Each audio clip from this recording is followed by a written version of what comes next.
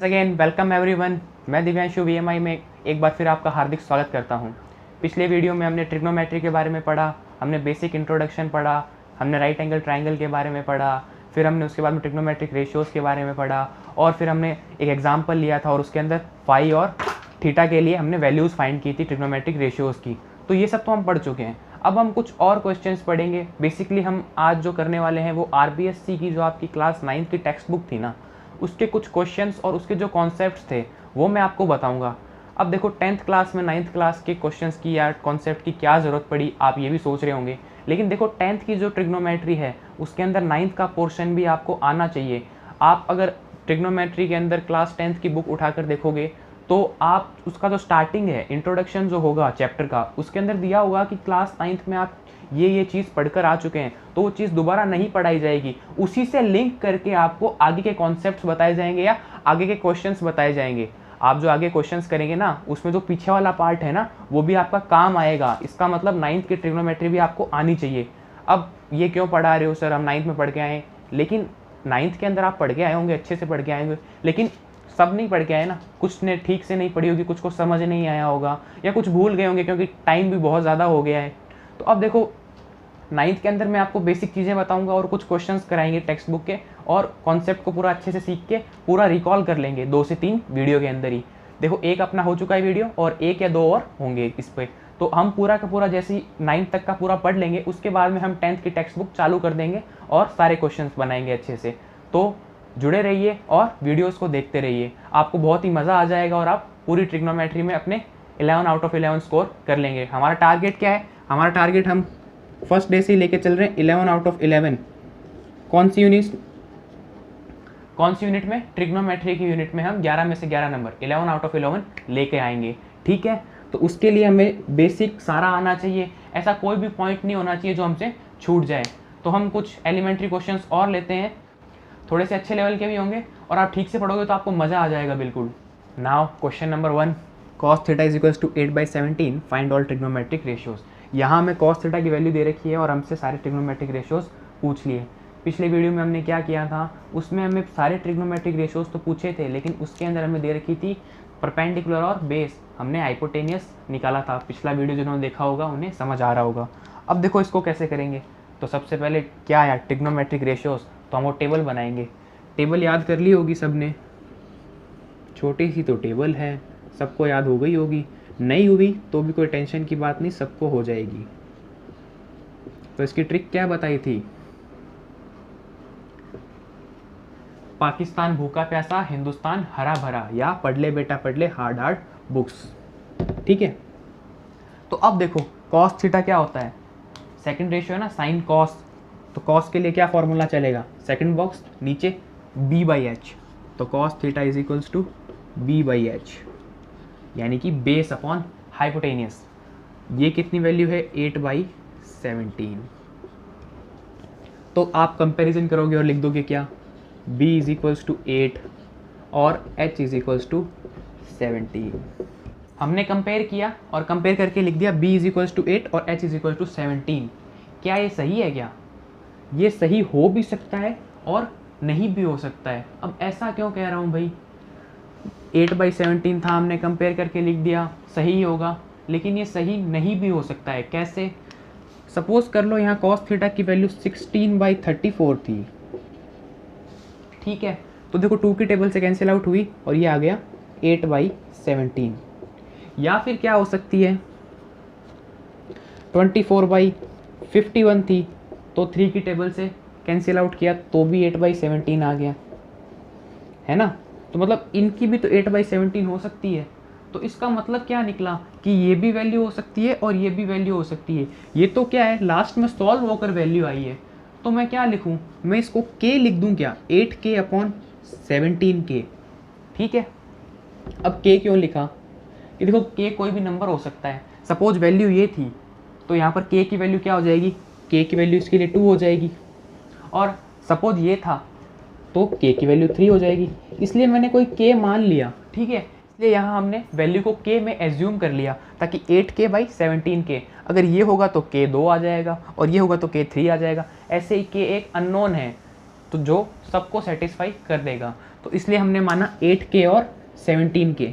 अब नहीं भी मानते हैं तो k से k तो कैंसिल होना है, आना तो वही है, बात सही है, लेकिन थोड़ा सा क्या है मेथड और थोड़ा सा क्या है दिखाना ज़रूरी है कि ये भी हो सकती है, इसलिए हम यहाँ पर k को मान रहे हैं। समझ में आ गई बात? तो अब हम k मानेंगे, तो यहाँ पर b is equals to 8k और h is equals to 17k। बात समझ में आ गई होगी। अब देखो, अब हमें निकालना क्या है, p।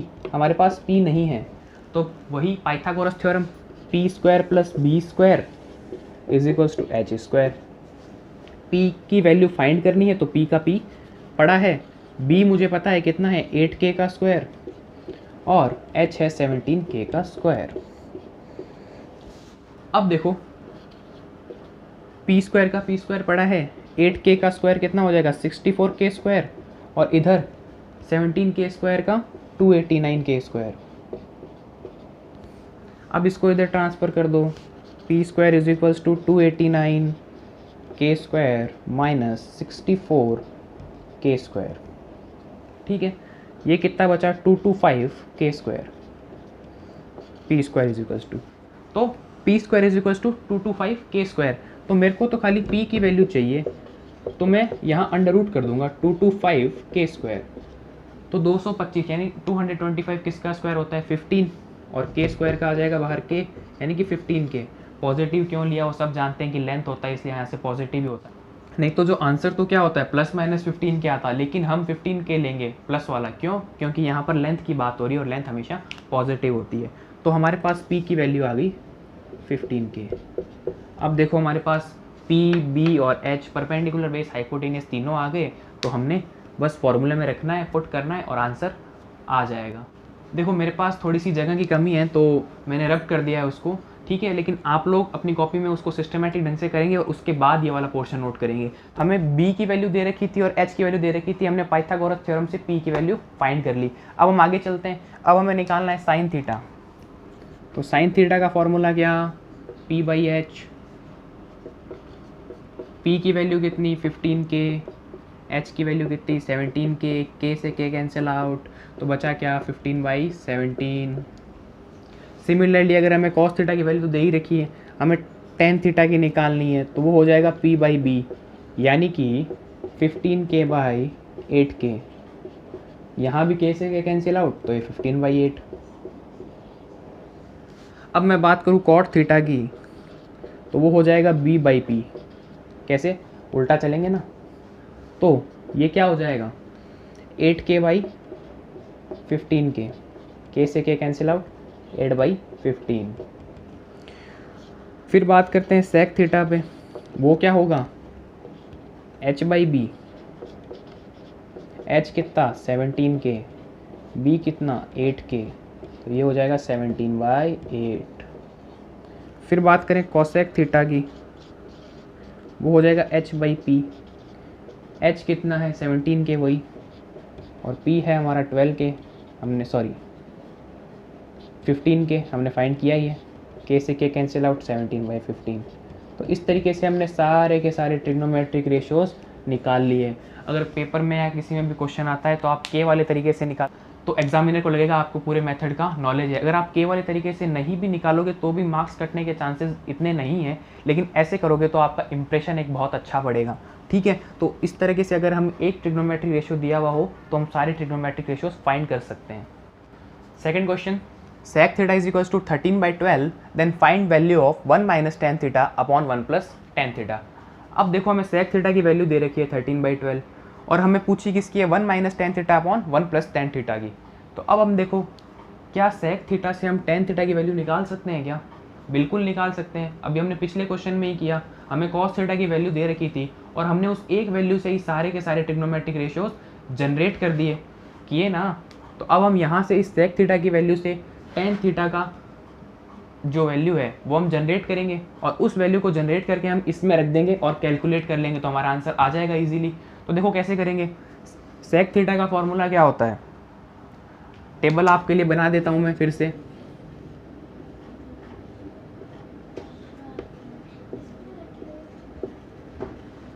तो देखो sec थीटा का फॉर्मूला क्या होता है, ऐसे चलते हैं, h/b होता है sec theta. Hypotenuse upon base, तो इसका मतलब हाइपोटेनियस कितना आ गया मेरे पास, हाइपोटेनियस मेरे पास 13 है और मेरे पास बेस कितना है 12, और मेरे को निकालना क्या है tan थीटा, और tan थीटा कितना होता है परपेंडिकुलर अपॉन बेस होता है, तो मुझे परपेंडिकुलर की भी ज़रूरत पड़ेगी।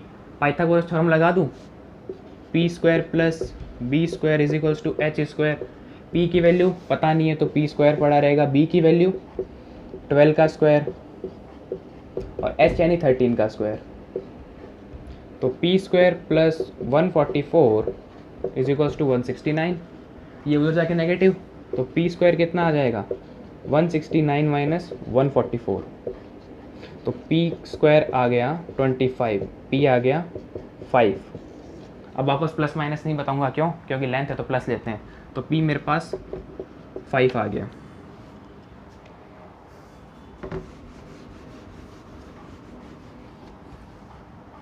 तो देखो अब हमने P निकाल लिया 5, और मुझे क्या चाहिए, P बाई बी तो tan थीटा होता है, परपेंडिकुलर अपॉन बेस, टेबल से देख लो, साइन कॉस और ये tan ऐसे चलेगा, P बाई बी। तो देखो P की वैल्यू कितनी है 5 और बेस की वैल्यू कितनी है 12, तो मेरे पास tan थीटा की वैल्यू आ गई 5/12। अब इस 5/12 को क्या करना है अब इस 5/12 को क्या करना है, इसमें ट्रांसफ़र करना है और कैलकुलेट करना है। तो tan थीटा की जगह क्या रख दो 5/12, तो मैं यहाँ रख देता हूँ 1 माइनस 5/12 अपॉन 1 प्लस 5/12। अब क्या करेंगे, ये तो किस में आ गया, फ्रैक्शन में आ गया और ये फ्रैक्शन में नहीं है, तो हम एलसीएम ले लेते हैं, नीचे कुछ है नहीं तो सीधा 12 का मल्टीप्लाई कर दूँ, तो मैं इसको लिख सकता हूँ 12 माइनस 5/12 और 12 प्लस 5/12। देखो 12 से 12 कैंसिल आउट हो गया, ऊपर क्या आ जाएगा 12 माइनस 5 7, नीचे क्या आ जाएगा 12 प्लस 5 यानी 17, तो ये आ गया 7/17। तो इसकी वैल्यू क्या हो गई 1 minus tan theta upon 1 plus tan theta की वैल्यू क्या हो गई, इसकी वैल्यू हो गई 7/17। हमने क्या किया, हमने sec थीटा से tan थीटा की वैल्यू निकाली और फिर सीधी इसमें रख दी और अपना कैलकुलेट करके आंसर निकाल लिया 7/17। समझ में आ गया होगा। अब हम एक और क्वेश्चन देखते हैं। Now the question number 3 is tan a equal to √2 - 1 then prove that sin a cos a is equals to 1/2 √2। ये थोड़ा सा अच्छा क्वेश्चन है, ध्यान से देखना। tan a की वैल्यू आपको दे रखी है, आपको sin a cos a की वैल्यू पूछी है। करेंगे इसमें भी वही, क्या करेंगे, tan a दे रखा है तो हम sin a cos a निकाल लेंगे और उसमें पुट कर देंगे और मेरे को 1/2 √2 लाना है, ठीक है। तो हम करते हैं, वही काम करना है वापस। क्या tan a क्या होता है, tan a का फॉर्मूला होता है परपेंडिकुलर अपॉन बेस। सॉल्यूशन देख रहे हैं हम इसका, तो देखो tan a का formula perpendicular upon base, perpendicular कितना हो गया √2 - 1 और बेस कितना होगा, अगर कुछ भी नहीं है नीचे तो मैं 1 होता है, देखो अगर कुछ भी नहीं है तो 1 होता है, क्योंकि 1 से अगर हम इसको डिवाइड करेंगे तो वापस हमें यही मिल जाएगा, है ना। तो इसका मतलब इसके अपॉन में क्या है, इसके अपॉन में 1 है, तो यहाँ पर परपेंडिकुलर हो गया कितना मेरे पास √2 - 1 और मेरे पास बेस हो गया 1। अब मुझे h फाइंड करना है कि h कितना होगा, क्यों, क्योंकि sin a की वैल्यू कितनी आएगी परपेंडिकुलर अपॉन हाइपोटेनियस और cos a की वैल्यू कितनी आएगी बेस अपॉन हाइपोटेनियस। तो मेरे लिए यहाँ पर हाइपोटेनियस निकालना ज़रूरी है। तो हाइपोटेनियस कैसे निकालूंगा, मुझे पता है पाइथागोरस थ्योरम से, परपेंडिकुलर का स्क्वायर प्लस बेस का square is equals to hypotenuse का स्क्वायर। परपेंडिकुलर और बेस की वैल्यू मुझे पता है, इसमें रखूँगा और हाइपोटेनियस की वैल्यू निकाल लूँगा। तो √2 - 1 का होल स्क्वायर प्लस 1 का whole square is equals to h का होल स्क्वायर। √2 - 1 का होल स्क्वायर कितना हो जाएगा, a - b का होल स्क्वायर है, और a - b का होल स्क्वायर जब खोलते हैं तो क्या निकलता है a square plus b square minus 2ab। देखो √2 का स्क्वायर कितना 2, 1 का स्क्वायर कितना 1, फिर -2 √2 प्लस 1 का square is equals to h square. 2 + 1 3, 3 + 1 4, 4 - 2 √2 is equals to H square. तो एच की वैल्यू कितनी आ गई यहाँ पर, एच की वैल्यू आ गई √4 माइनस 2√2। ये मेरे पास एच की वैल्यू आ गई। एक बार इसको इसी में रहने देते हैं। तो मेरे पास एच की वैल्यू कितनी आ गई, √4 माइनस 2√2। मेरे पास जगह इतनी है तो मैं इसको रब कर रहा हूँ, आपको इसके नीचे उतारना है, ठीक है। यहाँ हमने परपेंडिकुलर बेस तो निकाला हुआ ही था पहले, क्योंकि tan ए दिया हुआ था, हमने हाइपोटेनियस भी निकाल लिया। अब हमें sin ए और cos ए निकालना है और दोनों को मल्टीप्लाई करके ये प्रूव करना है। तो हम पहले निकाल लेते हैं sin ए को। sin ए क्या होता है, परपेंडिकुलर अपॉन हाइपोटेनियस। परपेंडिकुलर कितना हो गया, √2 माइनस 1 अपॉन हाइपोटेनियस कितना हो गया, √4 माइनस 2√2। ये हमारा क्या हो गया, sin ए। सिमिलरली मेरे को cos ए भी निकालना है। cos ए क्या होता है, b/h, base upon hypotenuse. Base कितना 1 और हाइपोटेनियस कितना, √4 माइनस 2√2। तो 1 अपॉन √4 माइनस 2√2, ये मेरे पास आ गई cos ए की वैल्यू। अब इन दोनों को मल्टीप्लाई करना है, तो देखो मल्टीप्लाई भी कर लेते हैं, sin ए cos ए। देखो दोनों के बीच में जब कोई साइन नहीं हो या ऐसा डॉट का साइन हो तो उसका मतलब मल्टीप्लाई ही होता है। तो अब देखो √2 माइनस 1 अपॉन √4 माइनस 2√2, और मल्टीप्लाई किससे करना है, 1 अपॉन √4 माइनस 2√2। देखो ऊपर तो √2 माइनस 1 और 1 है, तो इसका तो आंसर आ जाएगा ऊपर तो √2 माइनस 1। नीचे देखो √4 माइनस 2√2 और इधर भी √4 माइनस 2√2। तो ये क्या हो गया, √4 माइनस 2√2 का स्क्वायर हो गया। तो √4 माइनस 2√2 का होल स्क्वायर। देखो ये स्क्वायर है और बाहर स्क्वायर रूट है, तो स्क्वायर और स्क्वायर रूट आपस में क्या हो जाएंगे, कैंसिल आउट हो जाएंगे। तो स्क्वायर और स्क्वायर रूट कैंसिल आउट हो गए, तो क्या बचा, ऊपर तो √2 माइनस 1, नीचे क्या बचा, नीचे बचा 4 माइनस 2√2। क्यों, क्योंकि स्क्वायर और स्क्वायर रूट आपस में कैंसिल हो गए। तो अब देखो 4 माइनस 2√2 और ऊपर क्या है, √2 माइनस 1।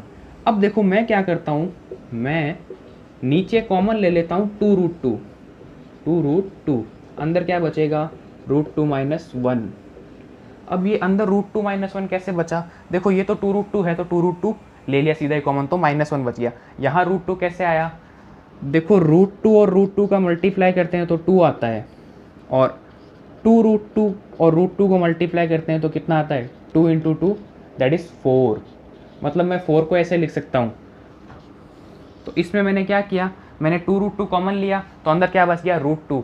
तो देखो √2 माइनस 1 ऊपर भी है और √2 माइनस 1 नीचे भी है, तो मैं इसको कैंसिल कर देता हूँ। मैंने जैसे कैंसिल किया, ऊपर क्या बचा, ऊपर बचा 1 और इधर क्या बचा 2√2, और ये भी 1 है लेकिन ये 1 इससे मल्टीप्लाई हो जाएगा, लिखो, और ये भी 1 है, अगर लिखना चाहो तो लिख लो, ये इससे मल्टीप्लाई हो जाएगा नीचे वाले से, तो वापस वही बन जाएगा। इसलिए इसको दिखाने की इतनी कोई नीड नहीं है, अगर दिखाना चाहो तो आप दिखा सकते हो। ये 1 इससे मल्टीप्लाई हो जाता है इसलिए इसको शो नहीं करते हैं। अगर आप शो करना चाहो तो भी कोई गलत नहीं है, वो सही है, लेकिन शो नहीं करते क्योंकि 1 से मल्टीप्लाई होकर वापस वही तो मिल रहा है। इसलिए देखो हमने प्रूफ कर लिया, ज़्यादा मुश्किल नहीं है कुछ भी, बस हमें वैल्यू रखनी है। थोड़ा सा इसमें कैलकुलेशन ठीक था इसलिए क्वेश्चन थोड़ा सा अच्छा था, बाकी इस क्वेश्चन में ऐसी कोई खास बात नहीं थी। अब हम बात करते हैं रिलेशन बिटवीन ट्रिग्नोमेट्रिक रेशियोज़। अब हमने जो ट्रिग्नोमेट्रिक रेशियोज़ पढ़े हैं, ठीक है, उनके बीच में क्या रिलेशन होता है, हम उसके बारे में बात करने वाले हैं, ठीक है। तो अब हम देखते हैं कि भाई ट्रिग्नोमेट्रिक रेशियोज़ के अंदर क्या रिलेशन है। तो मैं एक ट्रायंगल बना लेता हूँ, मैं इसको थीटा मानता हूँ, ये 90 डिग्री है, तो मेरे पास ये परपेंडिकुलर है, ये बेस है और ये हाइपोटेनियस है। यहाँ तक क्लियर है बात। अब अगर मैं साइन थीटा की बात करूँ तो साइन थीटा क्या होता है, परपेंडिकुलर अपॉन हाइपोटेनियस। और इसी ट्रायंगल में इसी थीटा के लिए मैं अगर कोसेक थीटा की बात करूँ तो वो क्या होता है, हाइपोटेनियस अपॉन परपेंडिकुलर। अब मैं इन दोनों को मल्टीप्लाई कर दूँ, sign theta multiply bye cosec theta क्या हो जाएगा, ये दोनों भी तो मल्टीप्लाई होंगे ना।